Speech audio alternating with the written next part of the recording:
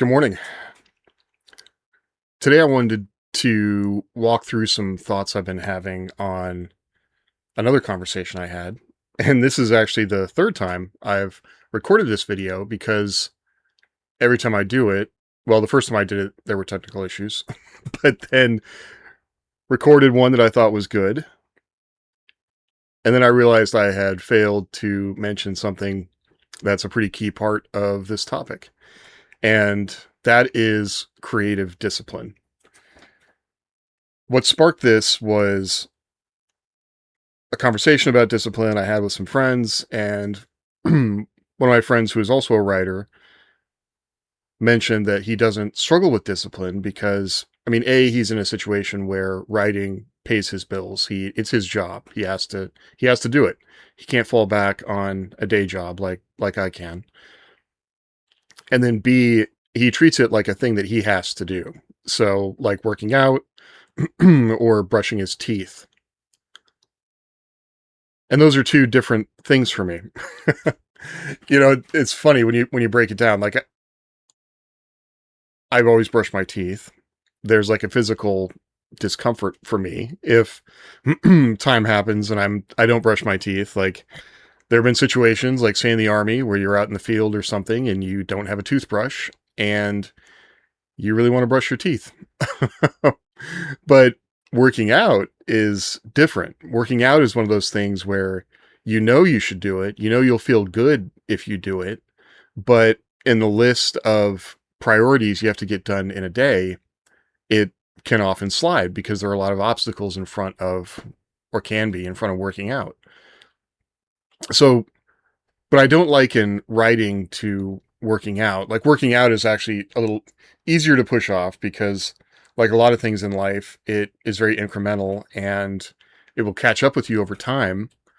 But being creative, writing for me is a little existential, right? I don't feel good if I don't write or create. But we're also comparing two things that you might hear creative discipline about being creative and think like that's chaos and order. That's two things that don't necessarily fit together, right? I was going to say peanut butter and chocolate, but those do fit together and they're delicious. Creativity, and this is kind of two different, I shouldn't even say that. It's not two different philosophies about what creates creativity. What is that spark inside of us that leads us to make a thing that only we could make? And we're in a really interesting time right now because AI is actively working towards automating what a lot of people think of as creative. And the human ability to create something that's not what the AI did is going to be, I shouldn't even say a value. Like you should do a thing just because you enjoy it, but we're already assigning value to it because, we have to sell the thing that we make. There are people out there that are making money doing it. When you make money doing it, well, now we need to be much more deliberate about how we're doing that work. So we're mixing up a lot of things that might not always, depending on who you're talking to, fit together. You could have a conversation with someone who has been fortunate enough maybe to get a job that allows them to be creative and not necessarily produce output. Like, I mean, I shouldn't even say that, but like say you had a patron as an artist, right? And the patron just wants you to create art. Well, then you could be in a situation where I'm just doing things that help me be creative. But that's not the world that I live in, unfortunately. And if you're watching this video, I'm sort of imagining you as a person who probably also has a day job. And maybe you have the urge to create, or you have, like, I often feel like I'm probably speaking to someone who has, like me, written a series, a couple series. You had a period in your life where you were very productive, and then something happens and it starts to fall off. And for me, that's what kind of led me down a lot of these roads and thinking. So creativity, the creative spark, is a thing that is kind of always happening inside my brain. It's just a matter of how do I sit down and kind of harness that, and how do I make myself do it? So this is what I really wanted to talk about in this video, which is locus of control, and why I really admire someone who can say, just treat it like this is a thing I have to do. And I can create that time to sit down, but then when it's time to actually, butt in chair, hands on keyboard, make the thing, I struggle with that sometimes. And for me, I think, as I have considered this problem for myself, it comes back to a lot of, I was raised in a way where it was an authoritarian household. I had parents who basically you did what you were told. And when it came to me wanting to do things, oftentimes it was either something that I had been told I should do, or I was rebelling against my parents, which were the source of control. That urge to do something didn't feel like it often came from inside me. Or I look back and I see that what I thought was coming from inside me was really me rebelling against something that my parents told me to do. Even when I joined the Army, I basically replaced the situation I had at home with the Army. And rather than being kind of a self-actualized person who took advantage of everything that the Army had to offer, I instead spent a lot of time feeling sorry for myself and miserable because I was angry I had to join the Army to get the things that I thought that I should say deserved in life, right? Why can't I go to college like other kids? Why do I have to join the Army? And I was being very immature about that whole thought process. My parents weren't rich. Maybe they could have been more honest about how much money they made. That might have helped me actually make better decisions about and feel differently about these things. But those weren't conversations that we had. I had no idea how much money my parents made as a kid. We were pretty solidly lower middle class, I would say. My dad is a mechanic. My mom was a homemaker and then was like a administrator in an insurance office. But comparatively, I have no clue actually how that, stacks up. There were a lot of things that I had as a kid that also my parents would make decisions to buy big ticket items and then make payments on them rather than sort of having small things. But when it came to creativity, often I felt like I would express interest in something. Like in 5th grade, I wanted to play the saxophone, and the school had saxophones that, I could play, and we were going to rent one. And then my mom buys one. And even back then, a saxophone was like $3,000, which, adjust that for inflation from the 90s. And from that point on, I was locked into playing the saxophone. So it stopped being a thing that I really enjoyed doing, and it became a thing that I had to do. And I had to do it because we had spent the money on it. And so it actually really changed my high school experience because I always had to take band.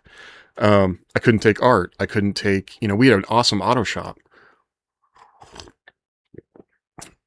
There were a lot of things that I didn't get to do, but I was trying to be creative, I guess, within that sort of construct.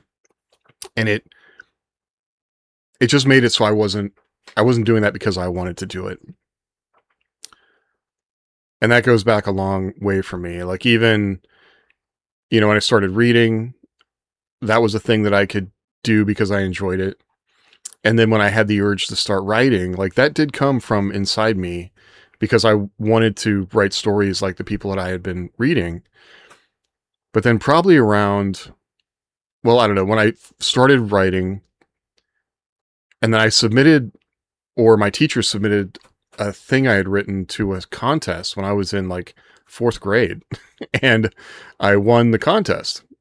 And then from then on, I would write things and I would get pushed to submit them to contests. And I published 3 short stories when I was in high school in a national kids magazine called Merlin's Pen.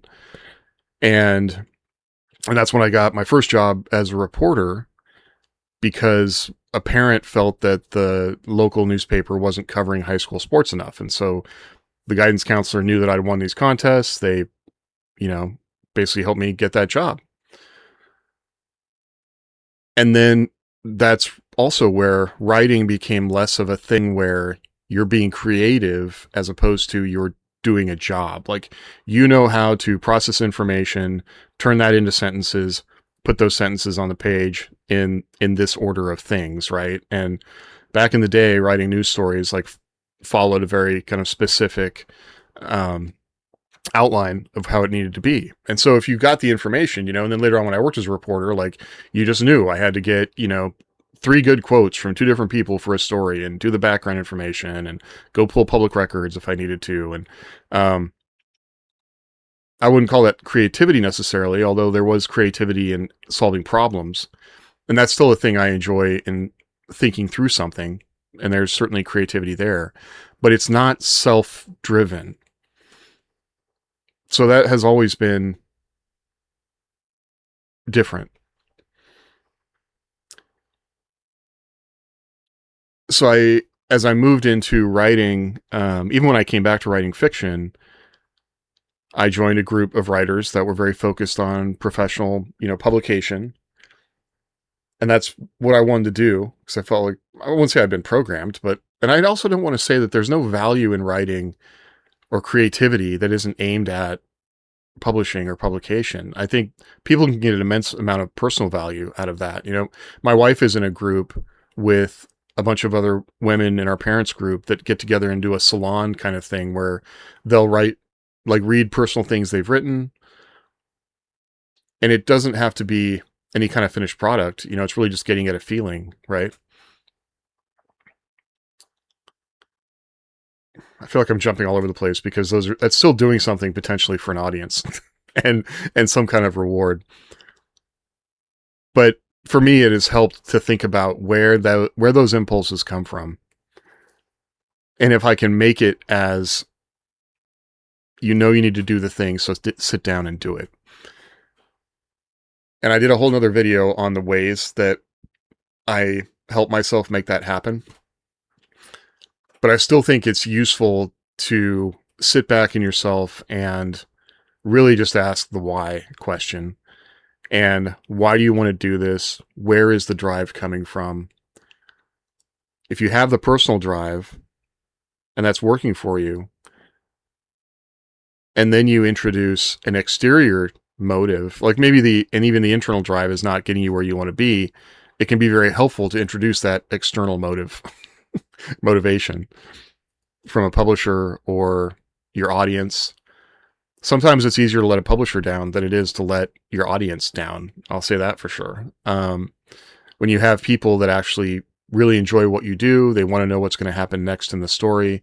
For me, that's a huge motivator. I really have continued working on things for a long time because I knew there were people that wanted to know what happened in the story, even when I didn't necessarily know what was going to happen in this story. And so I had to really spend some time thinking about the characters and going back to what should happen for them in a meaningful way. And so even again, that's sort of an external locus of control for me.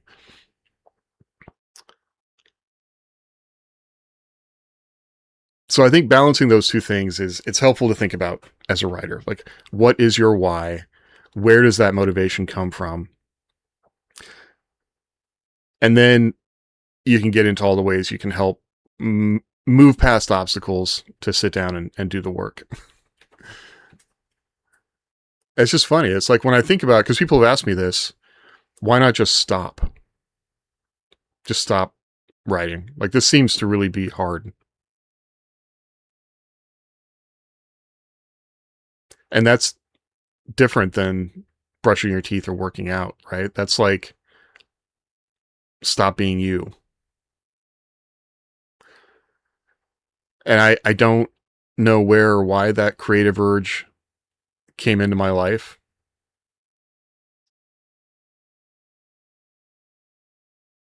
But it's a thing that I've never been able to let go of. Sometimes it can feel like a curse, because obviously I spend a lot of time thinking about it. but it also, aside from a lot of other things, gives my life meaning, gives the work that I do meaning. And it's an urge that can never be satisfied. I've been working on some applications that are asking me to submit my best work. And that's even like, I don't think I have done my best work. I have things that I sold, so I guess that was good, right? But was that my best work? It was best in the circumstances of what I needed it to do. And again, that's an external locus of, that's a judgment on your work that it was good enough to put in their publication, which was someone's opinion based on what they thought they could sell. Yeah, so I don't want to ramble too much, but I think about that. Where is your locus of control? Where and what drives you to create? Because I think if you're going through a time where you feel like you're not doing the work you need to do and you're not finding that motivation, it can be very helpful to know kind of how your mind works that way. So it's good to do some reflection on that. Because like everybody says all the time, there's certainly easier ways to make a living, right? So, okay. Well, I hope I have not ruined your day in thinking about this. I hope this would kind of open up some thoughts for you. And I've got another video right after this one that talks about ways that I call it manufacturing discipline to help you get to the point of, you know, going in the bathroom, brushing your teeth, or sitting down at the, I shouldn't even say that. Everybody go brush your teeth. Going to the gym and working out, or getting to a place where you can write and doing the work. So, thanks for hanging out, and I'll talk to you next time.